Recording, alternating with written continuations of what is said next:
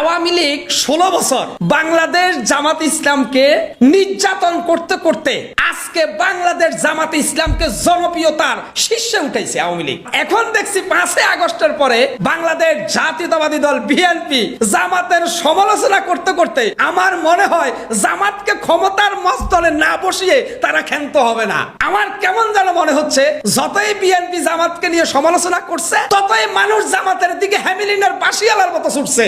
গ্রাম দেশে শহরে পাড়া মহল্লায় সবাই বলতেছে যে বিএনপি যেহেতু মব সৃষ্টি করতে চায় প্রকাশ্যে, জামাত যেহেতু মব করে না, আমরা যদি সুযোগ পাই নির্বাচন যদি সুস্থ হয় আন্দার ঘরের ভিতরে গিয়ে এমন ভাবে জামাতকে বিজয় করবো যাতে বাংলাদেশ জাতীয়তাবাদী দল বিএনপির সকল স্থায়ী কমিটির নেতা তারেক রহমান সহ সকলের চোখ ছানা বড় হয়ে যায় যে চাইলাম কি আর হইল কি। বাবা আপনি প্রতিযোগিতা করেন কি নিয়ে?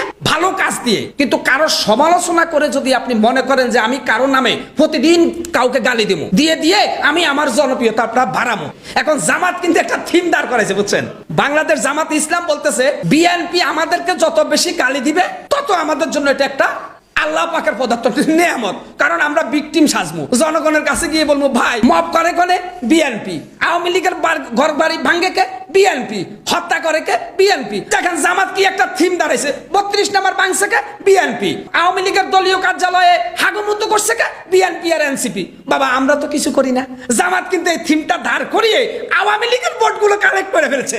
অলরেডি জামাত ইসলাম বিএনপির জন্য চতুর্দিক থেকে যে মাকড়সার জাল বিছিয়েছে, 14,000 তারেক জিয়া এক জায়গায় করলো, সেই মাকড়সার জালকে ভেদ করা সম্ভব না ভাই। নির্বাচন রাজনীতি এটা এত সস্তা না।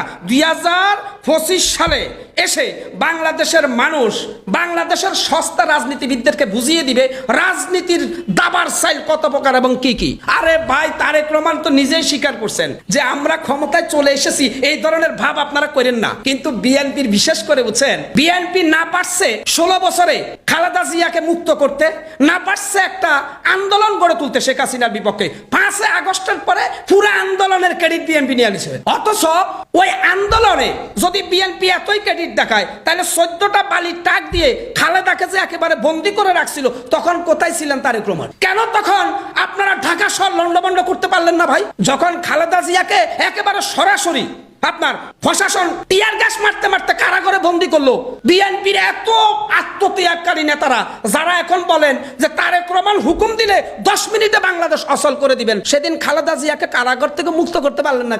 লজ্জাও তো করার কথা ভাই। তবে মনে রাখবেন বাংলাদেশ জামাত ইসলাম বর্তমান যে অবস্থায় আছে, তারা আওয়ামী লীগের ভোটগুলো তাদের পকেটে ঢুকাইছে। তারা